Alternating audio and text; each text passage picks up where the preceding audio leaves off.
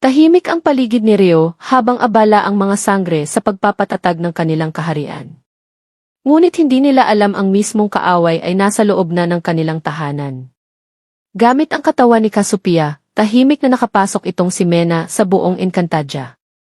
Hindi siya nagsasalita ng labis, ngunit ang kanyang presensya ay nagsimula ng magdala ng bigat at lungkot sa palasyo. Ang unang naging biktima ay itong si Cassandra, isang inosenteng sangre ng puno ng potensyal at pag-asa para sa hinaharap. Walang awa siyang pinaslang ni Mitena sa isang iglap ng pagtataksil, isang madugong babala na nagsilbing hudyat ng paparating na kaguluhan.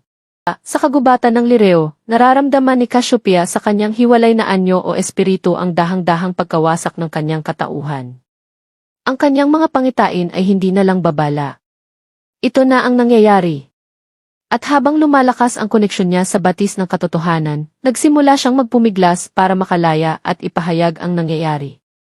Walang kaalam-alamang mga sangre na ang mismong ginagalang nilang si Cassiopeia ay si Mena pala. Ngunit habang abala ang mga sangre sa kani-kanilang misyon, unti-unti nang lumalalim ang ugat ng kasamaan sa puso ng Lireo. Si Mena, na nagpapanggap bilang Cassiopeia, ay hindi lang nagmamasid, unti-unti na niyang binabaluktot ang kalooban ng mga tagapangalaga ng brilyante. Sa lihim na silid ng mga tagapayo, ipinatawag ni Mena ang ilang general. Mena, bilang Cassiopeia, panahon na para sa pagbabago. Masyado nang matagal ang katahimikan sa Lireo. Kailangan natin ng isang lider na mailakas at tapang. At alam ko kung sino iyon. Sabay turo sa isang aninong nagtatago sa likod ng kurtina. Lumantad si Adhara, ang matagal nang itinapong alagad ng kadiliman.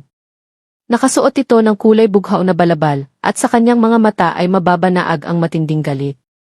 Adhara, handa na akong bumalik. At ngayong hawak na natin ang katawan ng dakilang Cassiopeia, wala nang makakahadlang sa pag-akyat ng kadiliman. Si Cassiopeia, sa kanyang anyong espiritu, ay patuloy na nakikipagbuno. Ang kanyang enerhiya ay unti-unti nang inuubos ng itim na aninong gumagapos sa kanya, isang nilalang na likha ni Mena mula sa itim na mahika. Cassiopeia, sigaw, hindi ako susuko. Kailangan akong malaman ng mga sangre. Ngunit sa bawat pagpumiglas niya, mas lalo siyang nilalamon ng kadiliman. Sa huling sandali ng kanyang lakas, napasigaw siya sa kawalan, isang sigaw na umalingaw hanggang sa sentro ng Lireo.